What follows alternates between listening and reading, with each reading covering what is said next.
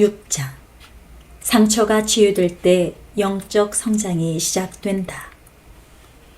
나는 때때로 이런 질문을 받는다. 그럼 우리는 어떤 때 교회나 사역팀을 떠나야 할까요? 얼마나 상태가 나빠져야 떠날 수 있나요? 그러면 나는 이렇게 묻는다. 현재 출석하고 있는 교회로 당신을 인도한 분은 누구죠? 그러면 대다수가 하나님이시죠? 라고 대답한다. 하나님이 당신을 보내셨다면 하나님이 허락하실 때까지 떠나지 마십시오. 하나님이 침묵하시는 경우에는 대개 이렇게 말씀하시는 것입니다. 상황을 바꾸지 마라. 떠나지 말고 내가 너를 둔 곳에 머물러 있거라. 반면 하나님께서 진정 당신에게 떠나라고 지시하실 때는 교회나 팀의 상황이 어떻든지 간에 평화롭게 떠날 수 있게 될 것이다. 너희는 기쁨으로 나아가며 평안히 인도함을 받을 것이요. 산들과 언덕들이 너희 앞에서 노래를 바라고 들의 모든 나무가 손뼉을 칠 것이며, 즉 당신이 떠나게 될 때는 타인의 어떤 행위나 태도를 계기로 떠나는 것이 아니라 오직 성령님의 인도하심에 따라 떠나게 될 것이다. 그런 일은 상황이 얼마나 나쁜가에 따라 결정되는 일이 아니다. 실족한 마음과 비판적인 생각을 품고 떠나는 것은 하나님의 계획이 아니다. 그것은 하나님의 인도에 따라 행동하는 것이라기보다 어려운 일에 계기가 되어 반응하는 것이다. 로마서 8장 14절에는 무릇 하나님의 영으로 인도함을 받는 사람은 곧 하나님의 아들이라고 했다. 어려운 상황에 반응하는 사람이 하나님의 아들이라고 하지 않았다. 순종에 따르는 영적 성장. 신약의 성경에는 아들이라는 단어가 여러 번 나온다. 아들이라는 단어는 두 가지 그리스 말에서 비롯된다. 테크논과 후이오스가 그것이다. 테크논의 의미를 적절히 정의하면 출생이라는 단순한 사실적 관계에 의한 아들이다. 나의 큰아들 에디슨이 태어났을 때 그 아이는 나와 내 아내 사이에서 태어난 사실에 근거하여 존 비비어의 아들이 되었다. 나는 그가 다른 갓난아이들과 함께 신생아실에 있었을 때 그를 어떤 인격이나 개성을 근거로 구별할 수 없었다. 친구들과 친척들이 찾아왔을 때 그들은 유아용 침대 위에 붙어있는 이름표 없이는 좀처럼 그를 구별해낼 수 없었을 것이다. 그 아이는 자신을 차별화할 수 있는 어떤 것도 갖지 못했다. 이때의 에디슨은 존과 리사 비비어의 테크논으로 간주될 수 있다.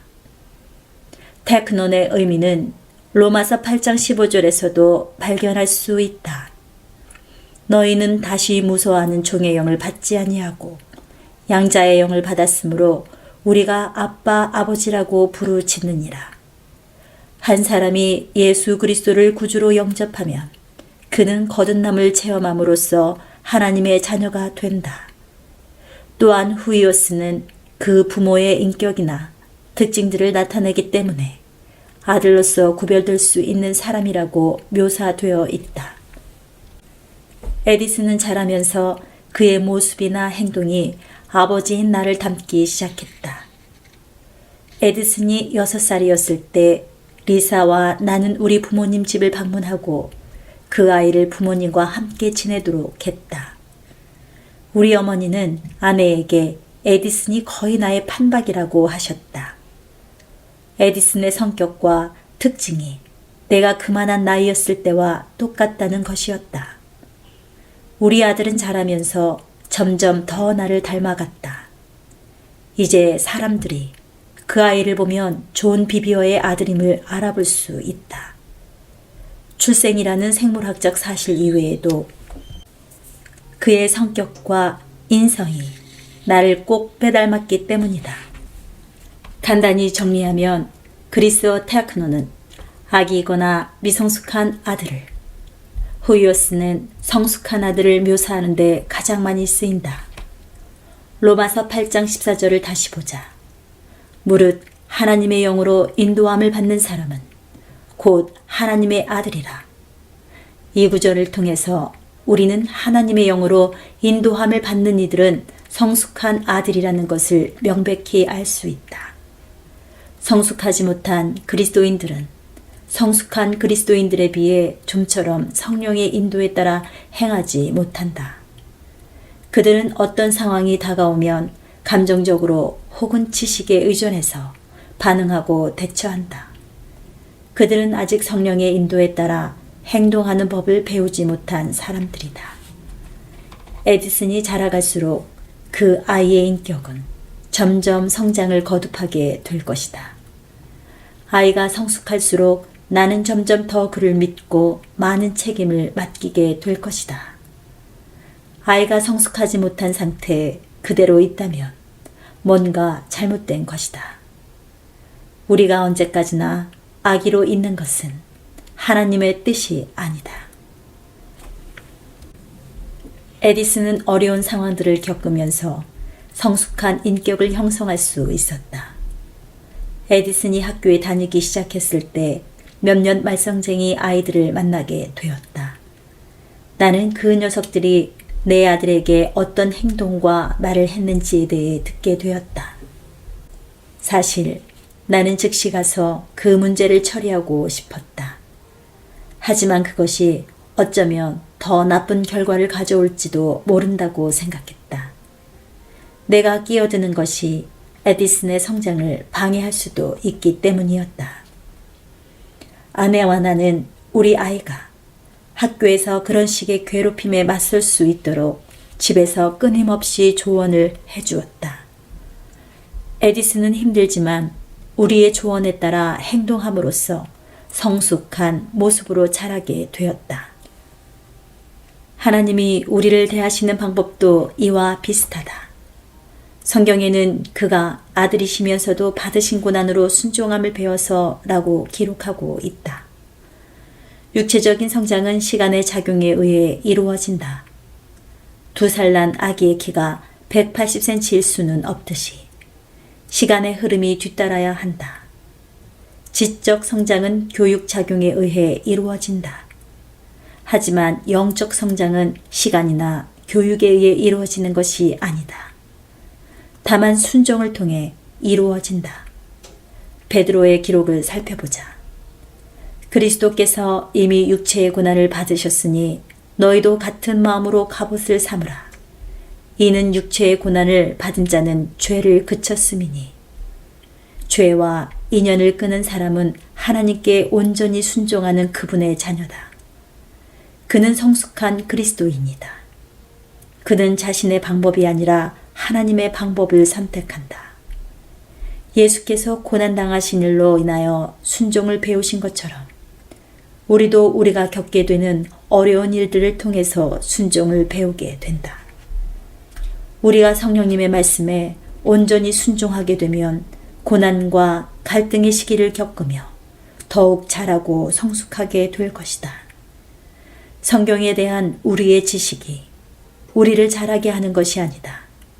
그 비결은 바로 순종이다. 교회 안에서 20년간 그리스도인으로 살았고 여러 가지 성경 구절을 인용할 수도 있고 수천 번의 설교를 듣고 많은 책을 읽었으면서도 여전히 영적 기저귀를 차고 있는 사람들을 보게 되는 이유가 바로 여기에 있다. 그런 사람들은 어려운 상황을 만나게 될 때마다 성령의 인도함을 받기보다는 자기 자신의 방식대로 스스로를 보호하려고 애쓰게 된다. 그러면 항상 배우지만 진리의 지식에 이를 수 없다. 그들은 실제로 말씀을 삶에 적용하지 않기 때문에 진리를 깨닫는 단계에 도달하지 못하는 것이다. 우리가 더 성장하고 성숙해지면 진리가 우리의 인생을 좌우하게 될 것이다. 그저 마음속으로 그분의 뜻에 동의하는 것만으로는 부족하다. 하나님의 영에 실질적으로 순종해야 한다. 불순종하면 아무리 그분의 뜻을 배우더라도 성숙할 수 없다. 자기 보호를 위한 변명. 불순종함으로써 자기를 보호하려고 할 때 가장 흔히 하는 변명이 상처받았다는 것이다. 마음의 상처를 안고 있으면 그릇된 자기 보호 심리가 따라다니게 된다. 그런 태도는 자신의 인격적 결함을 보지 못하게 만든다. 왜냐하면 다른 사람들에게 모든 비난을 전가하기 때문이다. 당신에게 상처 준 사람만을 바라보기 때문에 자신의 역할, 미성숙함, 죄를 똑바로 바라보지 못한다. 그렇기 때문에 그런 대립 관계를 통해 당신의 인격을 성장시키려던 하나님의 계획이 무산된다.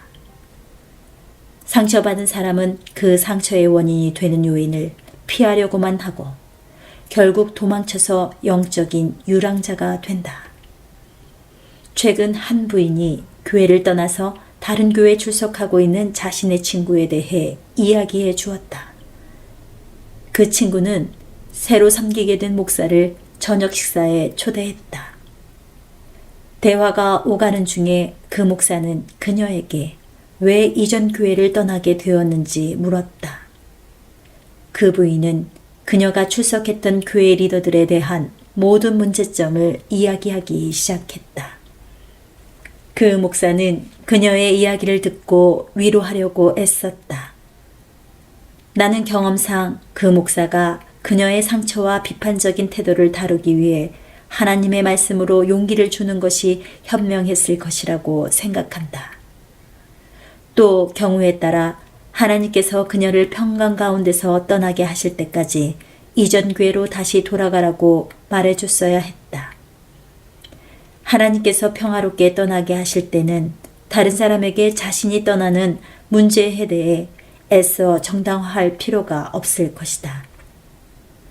비판을 해야 할 필요성도 느끼지 못할 것이고 이전 교회가 가진 문제들을 비난하며 폭로할 필요도 없을 것이다. 나는 그 부인이 새로운 교회로 옮겨서 새로운 목사를 만나도 그의 리더십에 대해서 이전 교회에서와 똑같은 태도로 대할 것이라고 생각한다.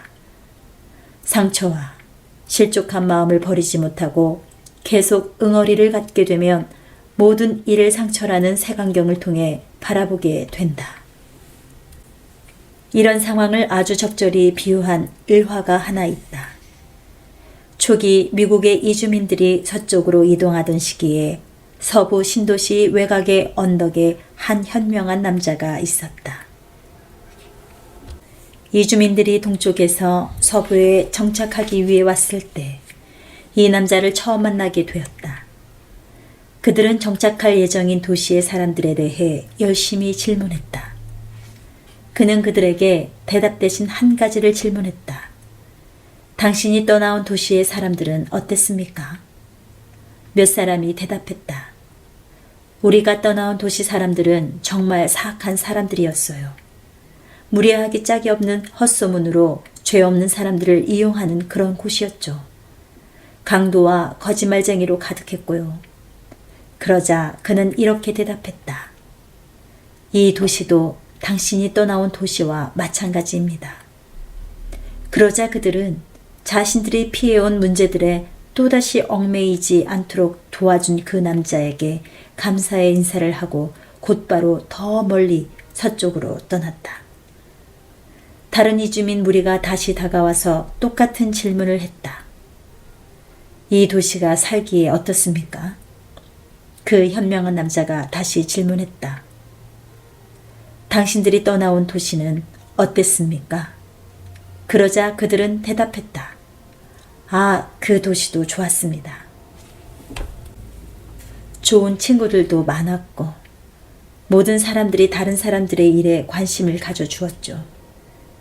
모든 사람들이 서로를 잘 돌봐주었기 때문에 부족한 것이 없었습니다. 한 사람이 어려움에 처하면 마을 전체가 모여서 도우려고 애썼고요. 그 마을을 떠나는 게 참 어려운 결정이었지만 서쪽을 개척해서 우리 미래 세대를 위해 길을 열어두어야 한다고 생각했기 때문에 이주를 결정했습니다. 그러자 그는 그들에게 이전 사람들에게 했던 말을 그대로 했다. 이 도시도 당신들이 떠나온 그 도시와 똑같습니다. 그러자 사람들은 기쁨의 탄성을 질렀다. 우리 모두 여기에 정착하자.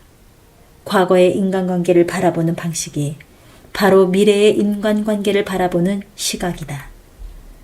당신이 이전 교회 또는 어떤 인간관계를 청산하는 방식이 앞으로 가게 될 교회나 인간관계를 형성하는 방식이다. 예수께서는 너희가 누구의 죄든지 사하면 사하여질 것이요 누구의 죄든지 그대로 두면 그대로 있으리라 하시니라고 말씀하셨다. 우리가 실족이라는 미끼를 물고 분노를 품게 되면 다른 사람들의 죄가 우리 마음속에 그대로 있게 된다. 우리가 분노와 씁쓸한 적의를 가진 채 교회나 인간관계를 떠나게 되면 그와 똑같은 태도를 가슴에 품고서 다음 교회나 다른 인간관계 속으로 들어가게 된다. 그때는 문제가 생기면 관계를 벗어던지기도 쉬워진다. 그리고 이제는 이전에 생긴 상처를 포함해서 새로운 관계에서 형성된 상처까지 처리해야 한다. 통계에 의하면 이혼한 커플이 다른 사람과 재혼해도 60에서 65%가 다시 이혼하게 된다고 한다. 그들은 첫 결혼 때와 같은 방식으로 재혼 생활을 하기 때문이다. 이전 배우자를 용서하지 못했던 마음이 다음 결혼의 미래와 가능성을 방해한다. 상대방을 비난하면서 자신이 책임져야 할 부분과 인격적 결함에 대해서는 눈을 감아버린다. 게다가 상처에 대한 공포감은 더 심해진다. 이런 일은 비단 결혼과 이혼 문제에서만 발생하는 것이 아니다. 모든 인간관계에서 일어날 수 있는 일이다. 이전에 다른 목사를 위해 일했던 한 남자가 새로 우리 팀에 들어온 적이 있다. 그는 이전에 섬겼던 목사 때문에 마음의 상처를 입은 상태였다. 하지만 시간이 많이 흘렀고 하나님의 인도로 나는 그에게 함께 일하자고 권하게 되었다. 나는 그가 상처를 극복하는 과정에 있다고 믿고 있었다. 나는 그가 섬겼던 목사에게 전화해서 그를 우리 일원으로 데려오는 문제에 대해 상의했다.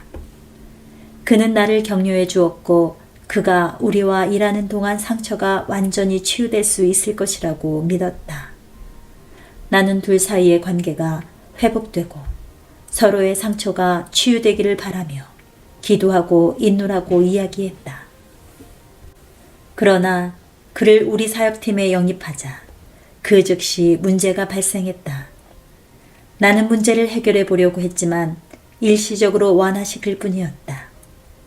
그는 이전의 문제를 극복하지 못한 것처럼 보였고 그 문제는 계속해서 그를 괴롭혔다.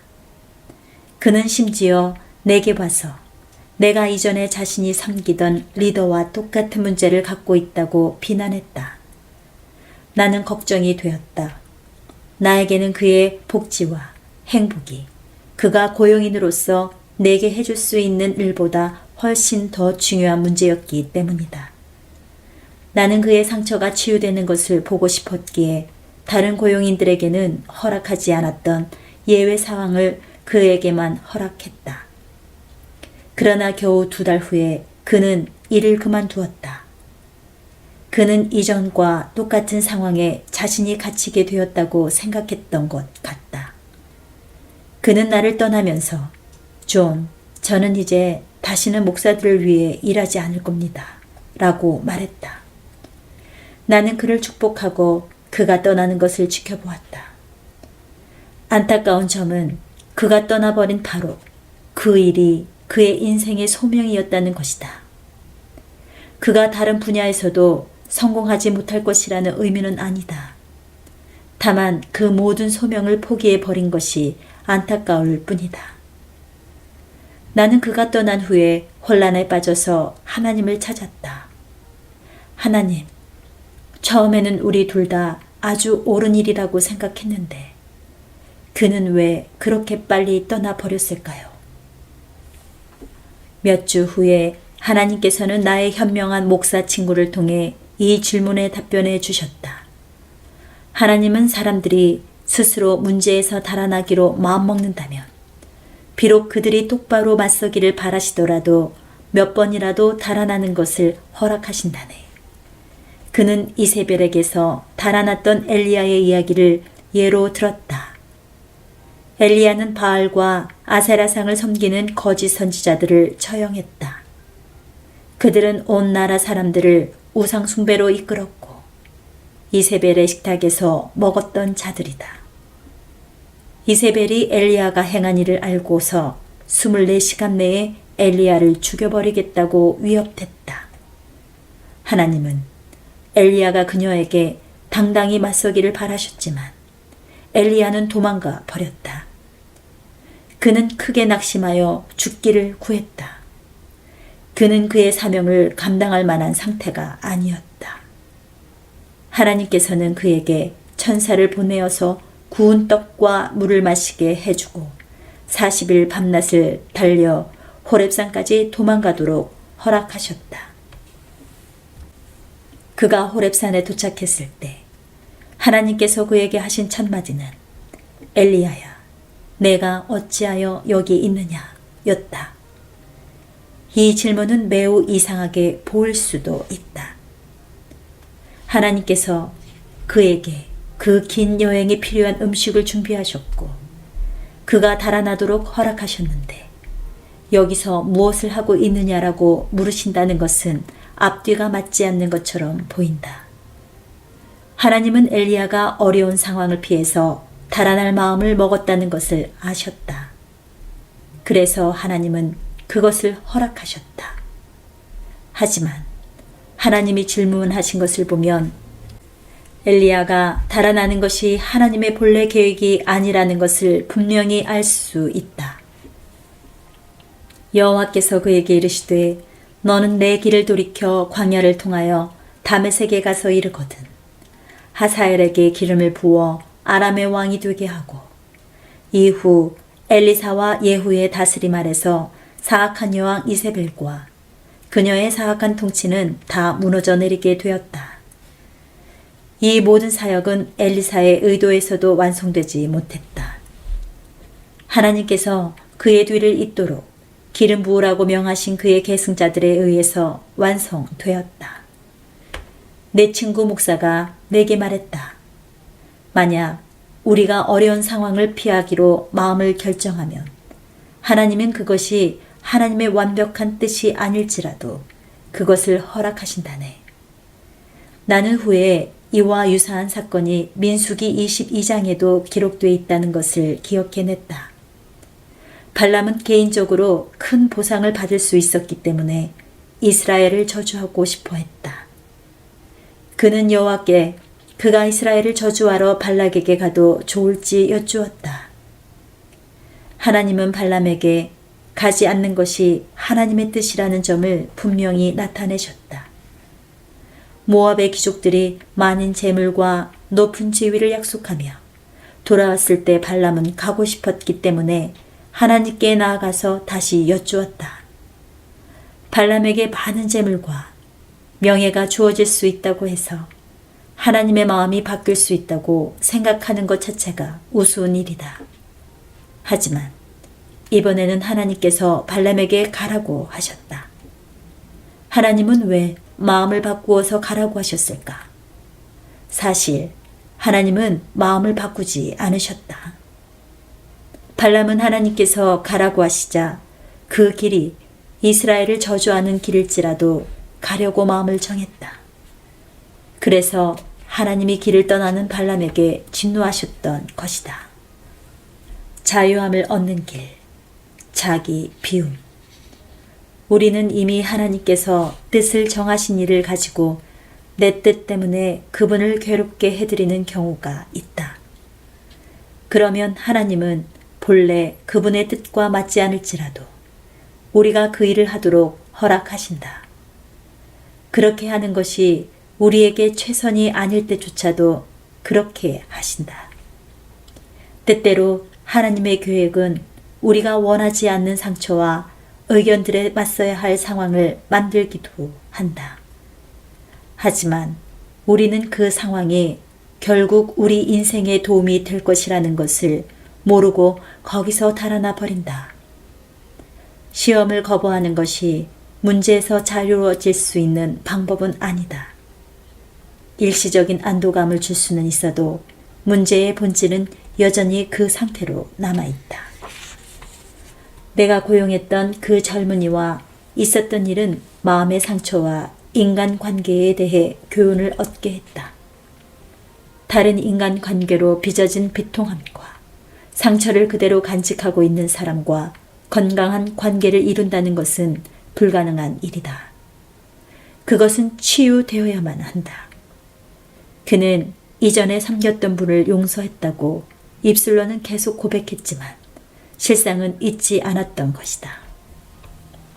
사랑은 잘못을 잊어버리기 때문에 미래에 대한 희망이 있는 것이다. 우리가 진실로 실족한 마음을 극복했다면 화해하려고 열심히 노력할 것이다. 그 당시에는 즉시 옳다는 생각이 들지 않겠지만 우리 마음속에서 회복될 수 있는 가능성을 찾을 수 있을 것이다. 후에 그 친구가 다시 말했다. 이에 걸맞은 오래된 속담이 하나 있지. 한번 뜨거운 물에 데인 개는 시원한 물조차도 두려워한다라는 속담 말일세.